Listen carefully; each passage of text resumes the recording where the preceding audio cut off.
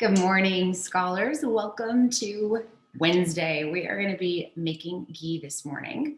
So I hope that you got all of your ingredients gathered. We'll give everybody a few minutes to kind of jump in, and then we'll talk through what you want to have ready and set out. You can see I'm kind of prepped back here, got all my stuff ready to go. I actually started a batch about an hour ago in the oven and also on the stove, and then I'll start one with you just so that you can see different steps and different kind of what it looks like as it's going through the progress of making ghee.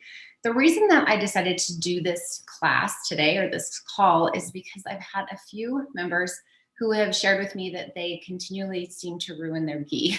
So when they're cooking it, they either cook it too long or they don't cook it long enough. So I thought doing a tutorial would be a little bit helpful. Okay, so what we're shooting for today is this is how much you would make with 1 pound of butter. So this was some ghee I made on Monday. And so if you're wanting to just do a small batch, it'll cook a lot faster. So depending on what your time constraints are this morning, I would recommend just doing a small batch to start with, especially if you're new to making ghee, because that way, if something does go awry, you're not feeling distressed that you've wasted some of your ghee. It is always possible to have things go awry. This is a batch that I made also actually probably earlier in the week, like on Sunday, and it overcooked and it kind of caramelized. You can see how it kind of got darker and brown. So this is going to become a ghee candle. You can actually make candles out of these. You can just melt it down and put a wick in it, and it glows beautifully and bright, and it gives a good energy. So if your ghee does go badly today or in the future, don't eat it. Once it's burnt, it's not good for consumption. It's not good for you, but you can use it to make a ghee candle. So it's not lost. All is not lost. All right, let's gather our supplies. Let's make sure everybody's in. Okay, good. It's nice to have you guys in here today. Good morning, Cheryl and Rachel and Rose and everyone else who's joining. Okay, so here's what you're gonna want. You're gonna want a stock pot. It doesn't have to be super big. If you're doing a small batch, a smaller size would work. So a stock pot like this would be just fine. Okay, you can see mine gets lots of use. So that would work out well. If you want to try it in the oven, you just need an oven safe dish to put the butter in. Okay, and I'll show you what I have because mine's cooking right now in the oven. And then you want your butter. Let's talk a little bit about butter. This is kind of my new favorite. You can see that very well. It's Organic Valley. It's a grass-fed cultured butter that's unsalted. And when you have there's a lot of choices, right, with butter. And so you want to make sure that you're finding one that is organic, that is grass-fed if possible. That can be hard. Sometimes it will say pasture-fed, so that one will work as well. The reason for that is just because it has a lot of beneficial properties that are not found in non-grass-fed butter. I'm going to turn this down. It's bubbling at me pretty good. Just that here. Okay. Don't want to lose my batch of ghee there. And then we also want to look at salted versus unsalted. Usually unsalted, we'll call itself sweet cream. So if you see that, that also means unsalted. And we do that simply because we want to add nothing else extra. We want to have, hi Jennifer, as you're jumping in, we want to have everything be as pure as possible with the butter, okay? Now I did have a question from someone about cultured. They were like, well, why cultured? You don't have to go cultured. You can go with just straight sweet cream or cultured. I like cultured because it gives more probiotics to the butter and the ghee. And so after we cook it out, you have a little bit more digestive assistance.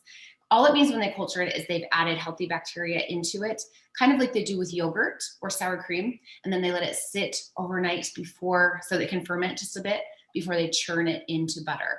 And this is something our grandparents did, our grandmothers did, you know, for generations, where they would let the milk that they had milked from the cow sit overnight before they would turn it into butter. So it's just healthier for the digestive tract. So if you see it cultured, that's great.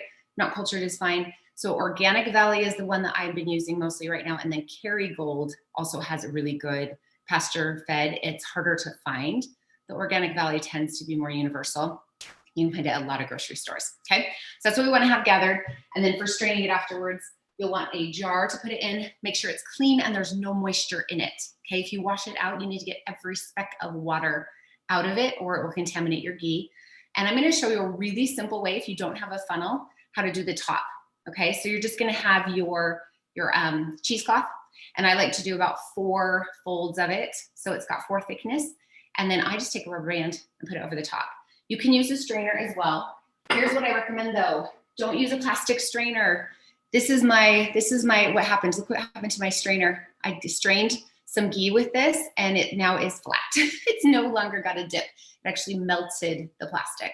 So if you don't have a stainless steel fine mesh strainer, you can just do it straight through the cheesecloth.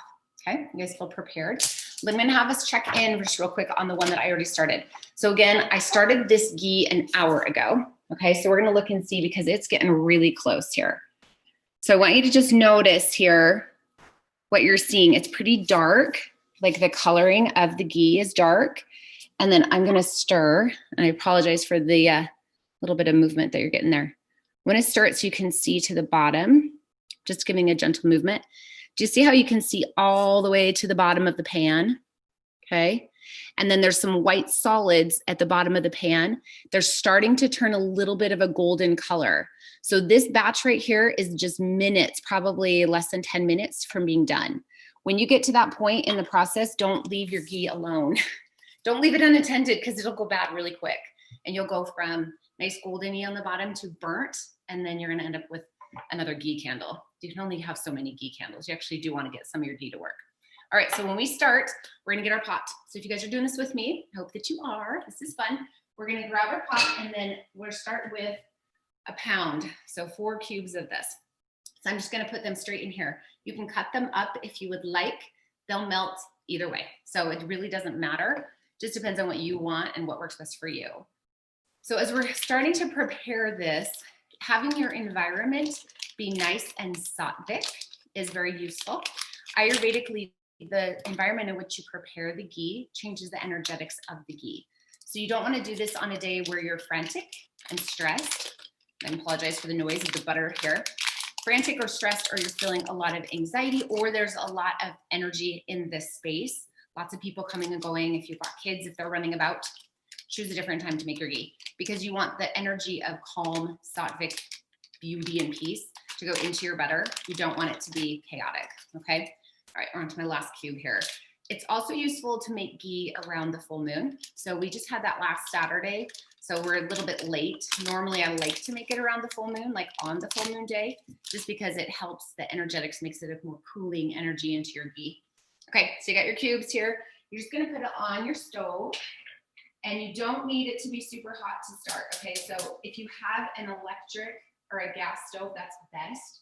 Electric, it's harder to maintain the temperature, so you'll sometimes have it burn and you don't even realize it's doing it, okay? So put it on your stove, turn it on medium. We're just gonna let it melt. It'll take a few minutes.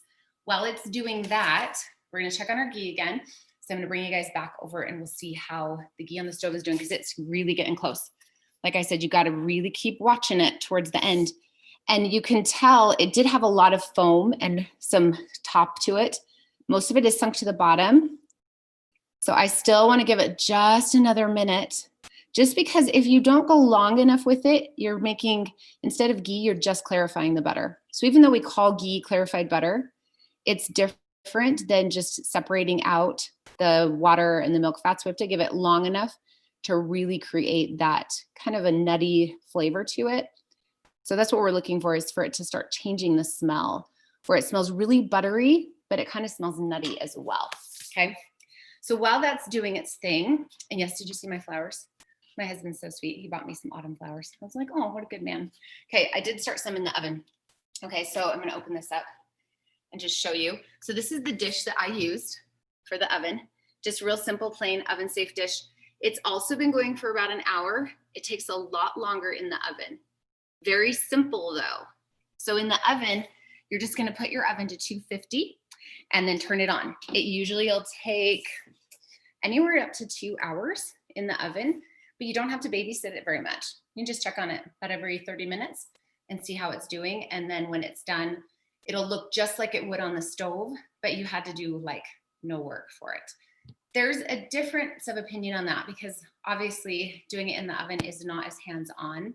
So the energy is a little different, but I think if you can choose, and that's your option to make ghee is in the oven because that works for you and your schedule, do it as opposed to not doing it. But it's better if you can do it on the stovetop just because you can kind of, you know, you're kind of helping it along. You're putting some good vibes into it. I have a teacher that actually likes to chant over their ghee. And so sometimes I'll do that too when I'm making ghee. And just the Gayatri mantra is a really nice one to sing to your ghee as you're making ghee. because the energy of the person making the food goes into the food. Okay, so we all got our ghee melting. Yes, thumbs up, going there. It's probably gonna take you, I would plan on an hour and a half till it's completely done, okay? But we'll strain mine here in just a minute. So I wanted to tell you some of the benefits of ghee, why we're doing this at all. So because ghee, if it's made from grass-fed cows, this is why that part's important. It'll increase a lot of the properties of the ghee that are useful for us. It'll increase the omega-3s, which are the good, healthy fats that we want to increase that balance compared to the omega-6. It has butyric acid in it. So butyric acid is a short chain fatty acid that really helps with plaque deposits within the arteries. It's also useful with diabetes. So if someone has diabetes or they tend towards atherosclerosis or they're having stiffness or plaque blockages in the veins, it's very good. Having ghee as their source of their fat is a very good thing to do. The other thing that's good in there is CLA. CLA is conjugated linoleic acid. It's a fatty acid that exists just in meat and dairy products. But when we cook out all of the water and the lactose, the whey, the casein proteins, any other impurities in the butter, the CLA actually is able to be more effective in our bodies. Okay, so that's another thing that's useful for it. And CLA is really good because it also helps with the prevention of plaque blockages in the arteries, but it's really good too for your gut. So between the butyric acid and the CLA, you have some really good chemistry going on inside that ghee that helps to balance things out in your body. It's good for vata and pitta dosha. So if you have a lot of vata or pitta, something you could use a lot. Kappas, use it more in moderation. Still daily would be good. So about 2 teaspoons a day for most people is perfect. And so that's kind of our like rundown on what's good. But it has a lot of, I'm just trying to think of other things. It has a lot of good essential fat or fat soluble vitamins. That's what I wanted to say. So it has A, D, K, and E in it. And there's also a vitamin in there called K2 that is really good for expecting moms because it helps to develop the facial structure and the teeth of the fetus. So who knew, right? Ghee is good for all of those things. So let's check on this because I think it's going to be ready to strain. I want you guys to see what that was like to actually strain the ghee, because right now there's really nothing to do with yours. It's just kind of sitting there hanging out in its pot, right? All right, so this is looking nice. It's got a good golden color. You can kind of see that. And once you can see all the way to the bottom of your pot, then you know, okay, I'm really close. And then you start looking for the browning, and it's browning pretty good. So we're going to take the heat off of this, and I'm going to let it sit for just a minute or two, because you don't want to move it right away.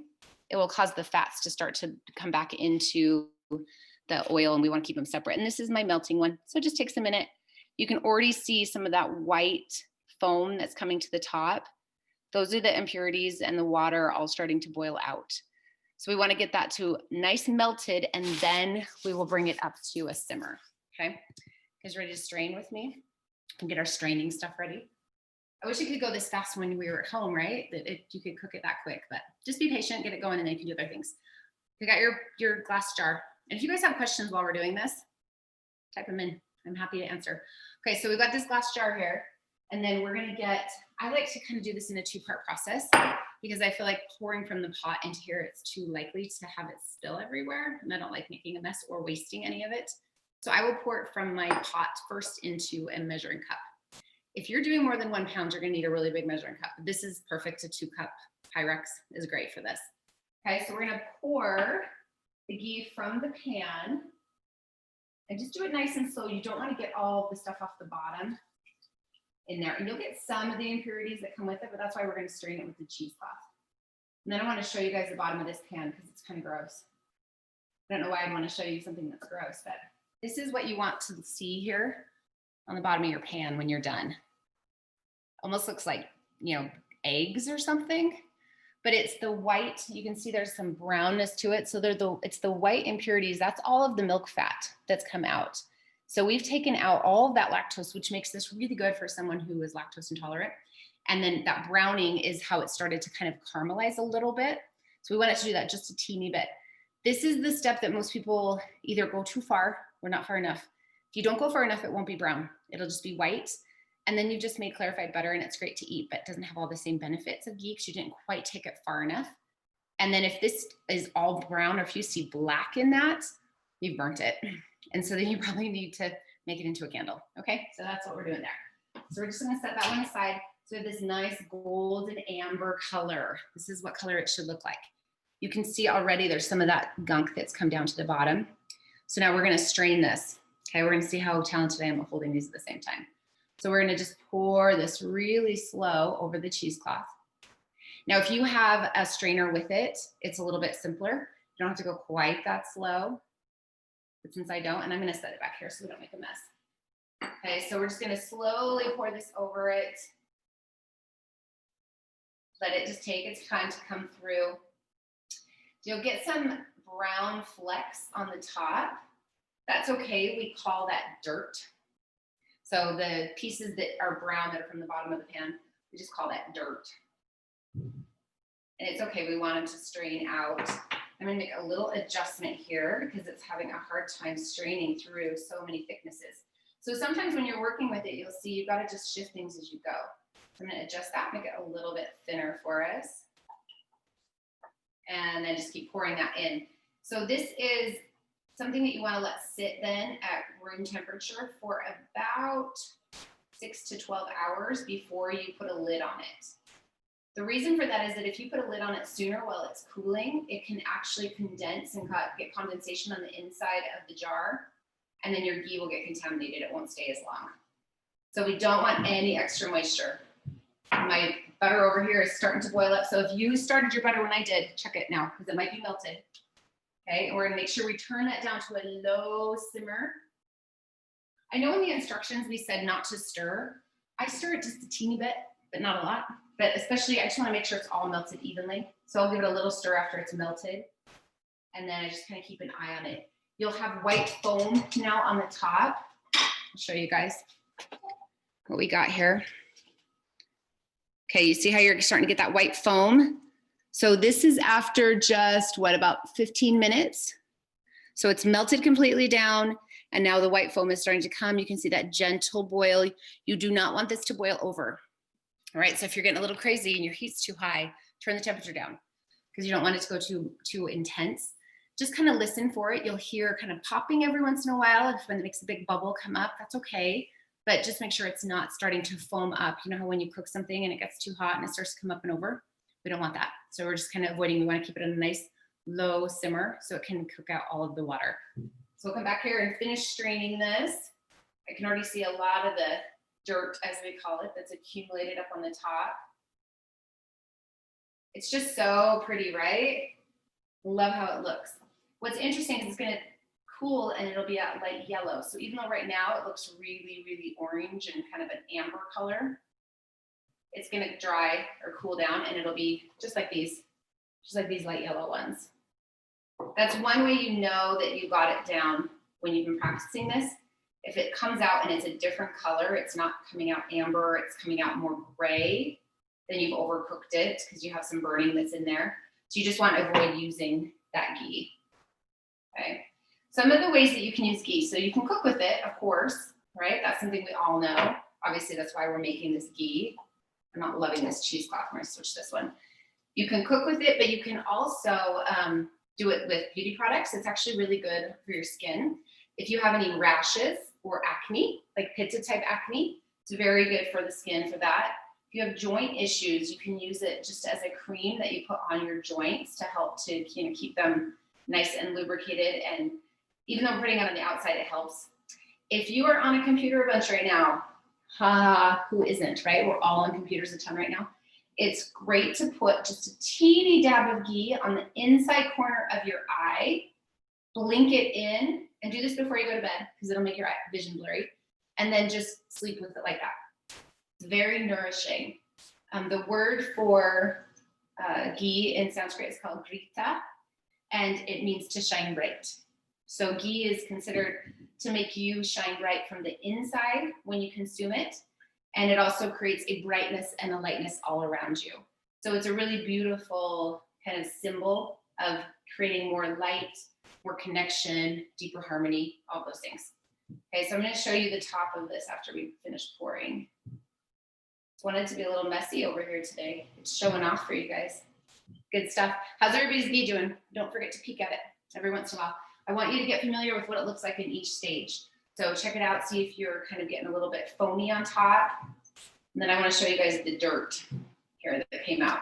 So you can see some of this in the bottom of the Pyrex, right? Kind of gross looking, right? A little slimy in there. And then you can also see it here. I'll bring this over, it's kind of hot. On the top of that, you see that dirt?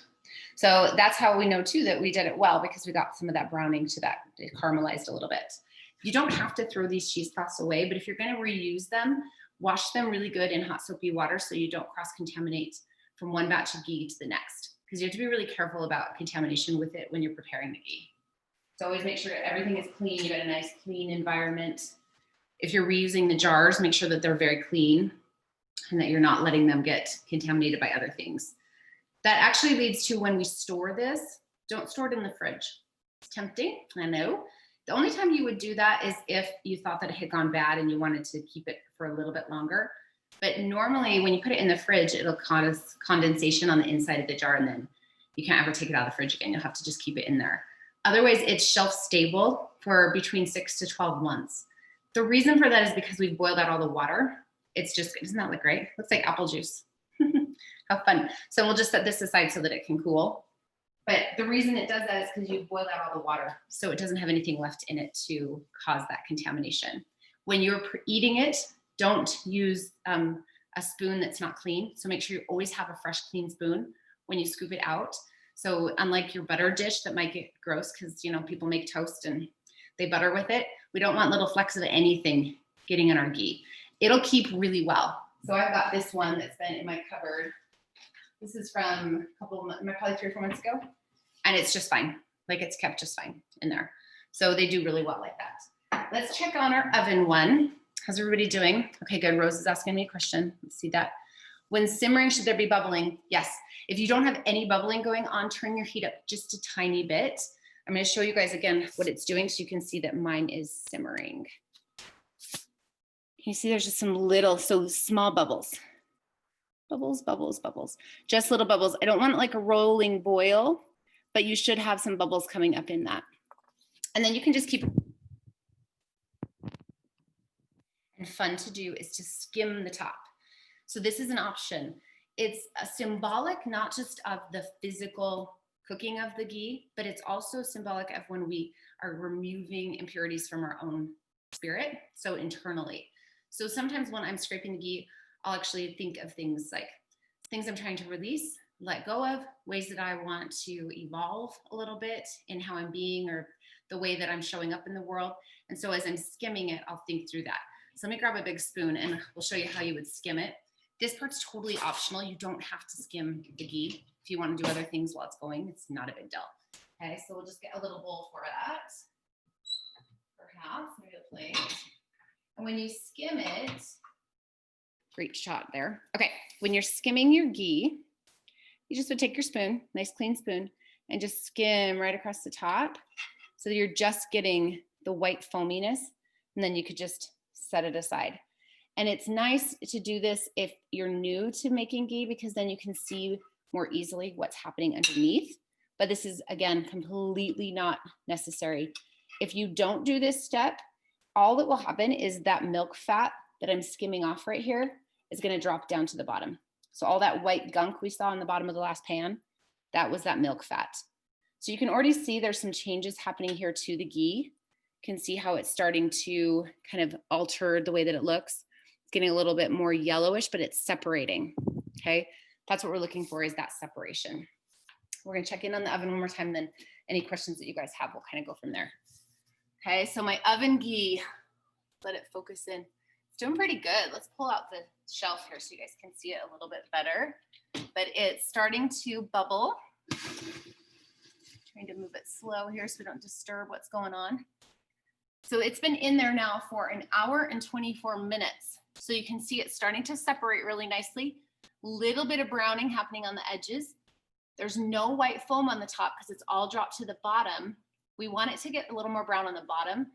So we'll still let it continue to cook, but we'll keep a good eye on it now that it's been in for so long because we don't want it to do that magic transition and go into burn mode, okay?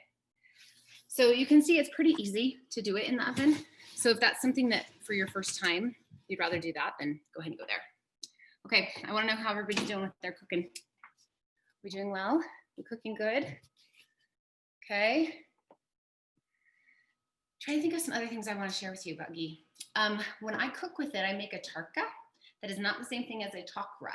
If you did the cleanse last month, we did the buttermilk takra drinks. This is a tarka. What you do for that is you'll have a little pot. Let's say you're making rice or beans or a soup, something like that, and you want to add some spices to it. If you will cook them in ghee first, it will increase the permeability of the spices into the digestive tract and into the cells.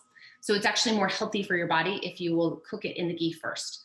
So you would just take anywhere between a teaspoon and a tablespoon, depending on how big your recipe is, of the ghee, melt it down in the pot.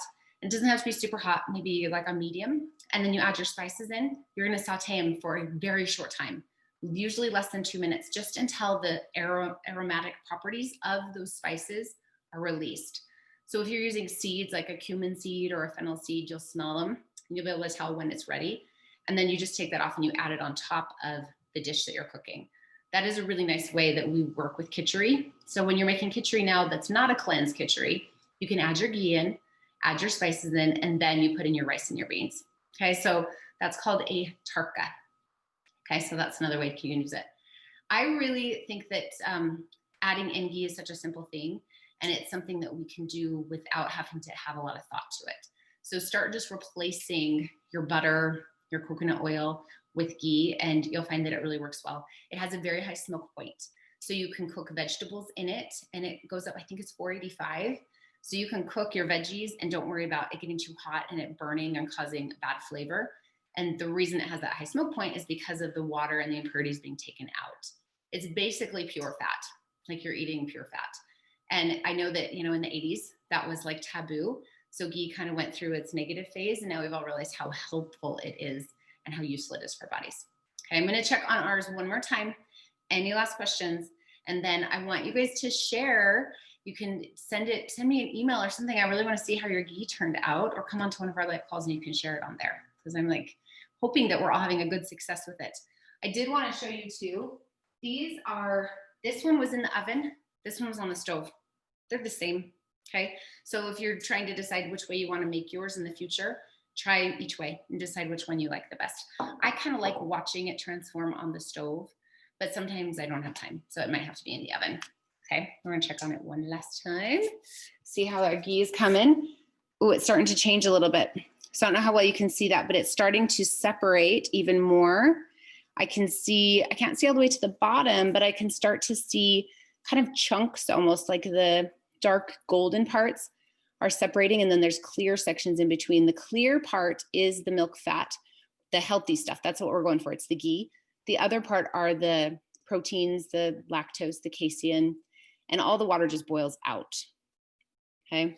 So if yours is looking like this and you started when I did, you're doing really well. Okay. You've probably got another half an hour to keep an eye on it, because usually when you're doing just a pound, it takes about an hour. Add in about 20 to 30 minutes per pound. So if you're going to do a 3 or 4 batch pound, which would fill a mason jar, then you're going to be cooking it for a couple hours. Okay. You guys got any more questions? How long on the stove for 1 pound? About an hour. So I started that first batch that I've already strained right at 8 a.m. my time. So I started an hour before our call began. And then we strained it at about 9:15, I want to say. So about an hour, hour and 15. Your altitude will have a lot to do with it, and the dryness in your environment, because it needs to take all the moisture out. If you're in a really humid space, it can take a little longer. I'm in Utah, super dry. And so it tends to evaporate out the water a little bit faster. So about an hour and 15, but start really babysitting it, like keep an eye on it every 30 minutes in the beginning. And then once it hits that hour mark, you need to kind of be watching it. So do something where you're nearby and you can kind of keep an eye on it. Okay. Anything else, you guys? Ghee questions, get them coming. Okay. We're moving into a beautiful time of the year. I hope that you guys are enjoying it. This is just a lovely tradition that you can add into your month. If you don't eat a lot of ghee, if you have a small family, just make 1 pound of ghee at the end of every month, on the full moon, preferably, right? And then you can actually take your ghee with the lid off, just put like a cheesecloth or something to keep any impurities or bugs or anything out of it, and then set it in the window where the moon can shine on it. It'll help to increase the energetics of the cooling properties of the moon in your ghee. And it's just a beautiful practice to do as well. Okay. You can set it next to your moonlight water. If you don't do moonlight water, you should, because it's delicious. You just take your water, cover it so that it can still evaporate out any of the excess minerals, but you just keep it covered so nothing gets in it. You can just use a little cheesecloth again and then sit it out. And so that's what I like to do on the full moon, is have my water and my ghee. Okay, you guys are beautiful. Thank you so much for joining. I hope this helped you. If you had questions about how to make ghee, hopefully this made it more clear. You did get your instructions. So if you guys haven't seen those, these instructions are in your members' information this month. Okay, it's just at the beginning of the November section in the extras. There's the step-by-steps with some photos. Okay, you guys have a beautiful, beautiful day. Enjoy your ghee. We'll talk to you guys soon.